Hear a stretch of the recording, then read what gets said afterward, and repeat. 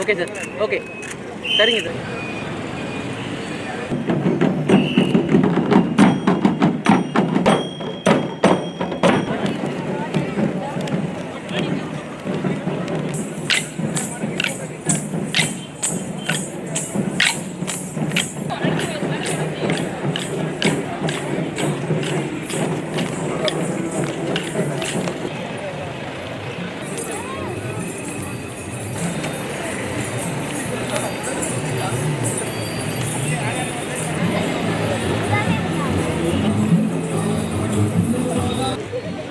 சரி, ஓகே, பகல் ஓகே தானே சார்?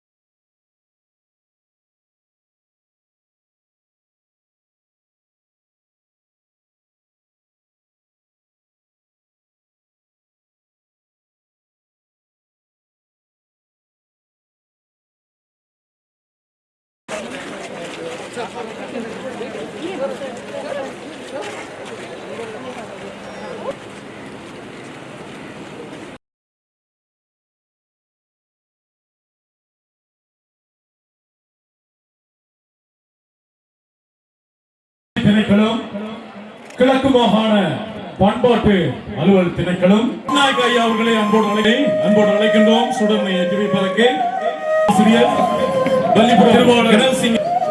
வன்னிராஜ் அவர்களை அன்போடு அழைக்கின்றோம். சுடர்மை ஏற்றி வைப்பதற்காக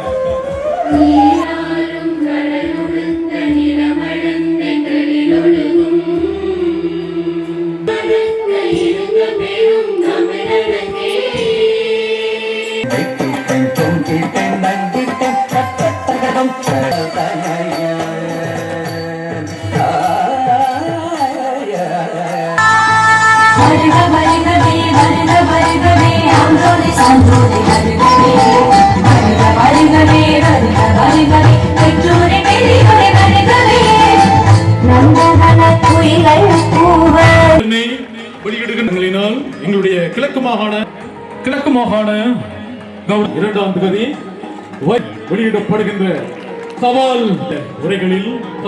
உரைகளில் எங்களுடைய உலக தமிழ் மாநாட்டில் இருக்கின்றோம். முனைவர்மோ இறைவாணி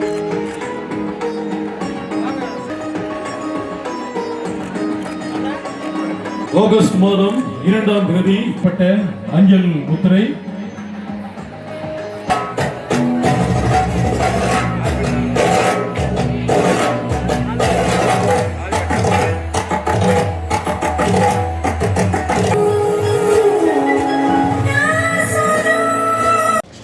இது ஒரு வரலாற்று பூர்வமான நாள். இந்த மண் யுத்தகலமாகத்தான் இருக்கும் என்று நினைத்துக் கொண்டிருந்த காலகட்டத்தில் இது நிச்சயமாக தமிழினுடைய சட்டகலமாக மாறும் என்ற ஒரு மிகப்பெரிய வரலாற்றினை நம்முடைய மரியாதைக்குரிய செந்தில் தொண்டைமான் அவர்களும் அவருடைய நண்பர்களும் உருவாக்கி இருக்கின்றார். இது மிகப்பெரிய ஒரு வரலாற்று பூர்வமான நிகழ்வு. உலகிலே மிகச்சிறந்த பண்பாட்டிற்கு சொந்தக்கார இனம் நம்முடைய இனம். உலகில் வேறு எந்த இனமும் நாம் வாழ்ந்ததை போல, தமிழர்கள் வாழ்ந்ததை போல வாழ்ந்ததே கிடையாது. அதற்கு மிக முக்கியமான காரணம் நம்முடைய ஆளுநர் என்பதை யாரும் மறுக்க. ஒரு இனம் வெற்றி பெறுவதற்கு மிக மிக அவசியம் அந்த இடத்திற்கு வழிகாட்டக்கூடிய தலைமைத்துவம் தேவை. அது பல்கலைக்கழகமாக இருந்தாலும் சரி, அரசாக இருந்தாலும் சரி, இயக்கமாக இருந்தாலும் சரி, ராணுவமாக இருந்தாலும் சரி, எந்த ஒரு இயக்கத்திற்கு வழிகாட்டக்கூடிய தலைமைத்துவம் இல்லையோ அந்த இனம் பிறர் அழிக்காமல் தானே அழிக்கும்.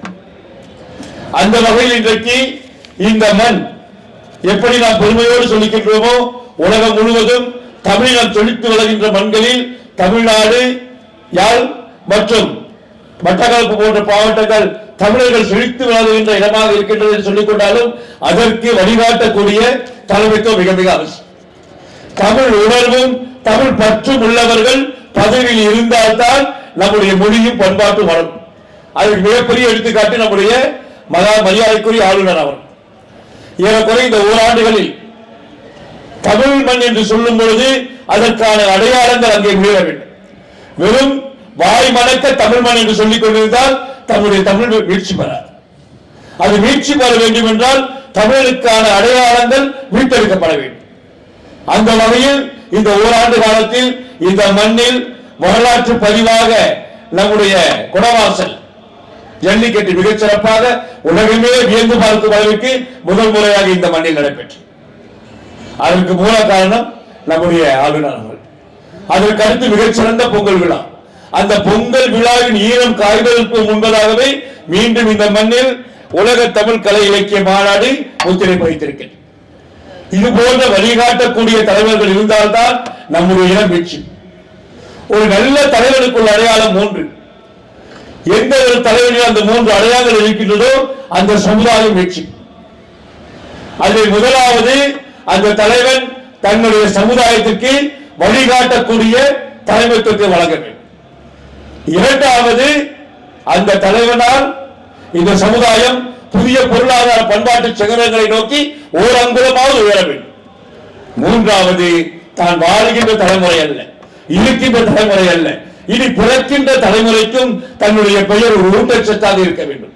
இந்த மூன்றும் இந்த மண்ணிலே இன்றைக்கு ஒருங்கே அமைந்து நம்முடைய இந்த நாடு மட்டுமல்ல, இன்றைக்கு உலகம் முழுவதும் இருக்கின்ற தமிழர்கள் மதிக்கக்கூடிய, மரியாதை கொடுக்கக்கூடிய, போற்றக்கூடிய தலைவராக நம்முடைய மரியாதைக்குரிய மேதகு ஆளுநர் செந்தில் தொண்டமான் அவர்கள் உலகம் முழுவதும் வைத்துக் கொண்டிருக்கின்றார்.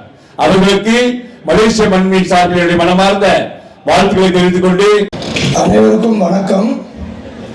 இன்னைக்கு உங்களை எல்லாம் சந்திக்கிறதுல பெரும் மகிழ்ச்சி. இந்த உலக தமிழ் கலை இலக்கிய மாநாட்டில் உலகத்திலும் முதல் மொழி தமிழ் என்று சொல்லி பட்டிமன்றங்களே நடக்குது. தொன்மையான மொழிகள் மட்டும் இல்லை, இந்த உலகத்தை எப்படி வாழணுங்கிறத எவ்வளோ மொழிகள் இருக்குது. இங்கிலீஷ் இருக்குது, எவ்வளோ மொழிகள் இருக்குது, பிரெஞ்சு இருக்குது. ஆனால் எந்த மொழியிலையும் திருவள்ளுவர் மாதிரி ஒருத்தர் கிடையாது எப்படி நம்ம வாழணுங்கிறத வழிவகுத்து கொடுத்தது. ஸோ தமிழுங்கிறது நம்மளோட அடையாளம் மட்டும் இல்லை, நம்ம எல்லாத்தோட உயிரும் அதுதான். ஒவ்வொரு காலத்திலையும் ஒருத்தருக்கு அடுத்தபடியாக ஒருத்தர் தான் வந்திருக்கிறார் தவிர தமிழ் வளர்ச்சி அடையாமல் இருந்ததே கிடையாது. இப்போ இந்த மாநாடை பற்றி ஒரு சின்ன கதை சொல்கிறேன். தமிழ் இலக்கிய மாநாடு நடத்தணும்னு சொல்லி இலங்கையில் எங்கே நடத்தலாம் அப்படின்னு சொல்லி உட்காந்து யோசிச்சுட்டு இருந்தோம். நான் நிறைய இடங்களில் வேலை செஞ்சுருக்கேன், இலங்கையில் முழு இலங்கையிலுமே வேலை செஞ்சுருக்கேன். ஆனால் மட்டக்களப்பு தான் உலக தமிழ் இலக்கிய மாநாடுக்கு பொருத்தமாக இருக்குங்கிறதுல எந்த மாற்று கருத்து இல்லாத அளவுக்கு தமிழ் இங்கே பாதுகாக்கப்படுது, வளர்க்கப்படுது. சரி, மட்டக்களப்பு நடத்தலாம் அப்படின்னு முடிவு பண்ணோன்னே அந்த மாதிரி தமிழால ஒன்றுபடுவோங்கிற வார்த்தை வெறும் வார்த்தை கிடையாது. தமிழை வளர்ச்சி அடையும் போது, இந்த நாடு வளர்ச்சி அடையும் போது, இந்த நாட்டில் இருக்க அனைத்து மக்களும் வளர்ச்சி அடைகிறாங்க. ஸோ அப்படின்னு இருக்கும்போது தமிழை வளர்க்க வேண்டிய பொறுப்பு நம்மள்கிட்ட இருக்குது. முன்னாடிலாம் இந்த சோசியல் மீடியா, செல்போன் அதெல்லாம் இல்லாத போது எனக்கு தெரிஞ்சு வீட்டுக்கு ஒருத்தவங்க வீட்டில் திருக்குறள் புக்கு இருக்கும். ஈவினிங் ஆனால் பாரதியார் பாட்டு பாடுவாங்க. இதெல்லாம் இருந்துகிட்டு இருந்துச்சு. ஆனால் இப்போ இந்த நவீனமயமாக ஆக தமிழ் கலாச்சாரத்தோட அடையாளங்கள் அப்படியே குறைஞ்சிக்கிட்டு வருது. தமிழ் கலாச்சாரத்தோட அடையாளத்தை பாதுகாக்க வேண்டிய கட்டாயத்தில் நம்ம எல்லாருமே இருக்கோம். இந்த காலத்தில் நம்மளோட முன்னோர்கள் வந்து தமிழ் கலாச்சாரத்தை பாதுகாத்தனால தான் இன்னைக்கு இவ்வளோ பெரிய ஒரு ஊர்வலம். எனக்கு தெரிஞ்சு இலங்கை வரலாற்றிலேயே நான் உட்காந்து நான் கேட்டுக்கிட்டு இருந்தேன், இதுதான் முதல் ஊர்வலம், இவ்வளோ பெரிய ஒரு மக்கள் கொண்ட ஒரு ஊர்வலம். ஒவ்வொரு தமிழ் கலாச்சாரத்தை வந்து பிரதிபலிச்சிச்சு. ஒன்றில் நீங்கள் பார்த்தீங்கன்னா மதுரை எரிச்ச கண்ணகியோட வரலாறு இருந்துச்சு. இன்னொன்று பார்த்தீங்கன்னா பாரதியாரோட பாட்டுகளோட வரலாறு இருந்துச்சு. ஒவ்வொரு வரலாற்று எடுத்து இன்னைக்கு ஒரு ஊர்வலம், சுதந்திர தின ஊர்வலத்துக்கு அடுத்தபடியாக இலங்கையில் இவ்வளவு வாகனங்கள் வைத்து இவ்வளவு மக்களை வைத்து ஊர்வலம்னா இதுதான் முதல் ஊர்வலம். அதனாலதான் உலக தமிழ் கலை இலக்கிய மாநாடாக இது நடத்தும். இந்த மாநாட்டை வந்து இலங்கை அரசாங்கம் அங்கீகரிக்கிறதுக்கு தான் இந்த தபால் வெளியீடு நடந்துச்சு. 10க்கும் மேற்பட்ட இந்தியாவிலேருந்து வந்திருக்காங்க, தமிழ்நாட்டிலேருந்து வந்திருக்காங்க. 10க்கும் மேற்பட்ட நாடுகள் வந்து இன்னைக்கு வந்து பேராசிரியர்கள் ஆய்வாளர்கள் வந்திருக்காங்கன்னா எல்லாருமே மட்டக்களப்பை சுற்றி பார்க்கணுன்னு யாரும் வரல, தமிழை வளர்க்கணும்னு வந்திருக்காங்க நம்மளோட சேர்ந்து. இவ்வளோ பெரிய ஒரு சக்தி நம்மளுக்கு இருக்குன்னு தெரியும் போது தமிழை முழுமையாக வளர்க்குறதுக்கு நம்ம எல்லாம் ஒன்று சேர்ந்து பாடுபடுவோம்னு சொல்லி இந்த நிகழ்ச்சியில் கலந்துக்கிட்ட இந்த நிகழ்ச்சியை வெற்றிகரமாக நடத்துவதற்கு உதவி செய்த அனைவருக்கும் நன்றி கூறி, இங்கே வருகை தந்த அனைவருக்கும் நன்றி கூறி விடைபெறுகிறேன். நன்றி, வணக்கம்.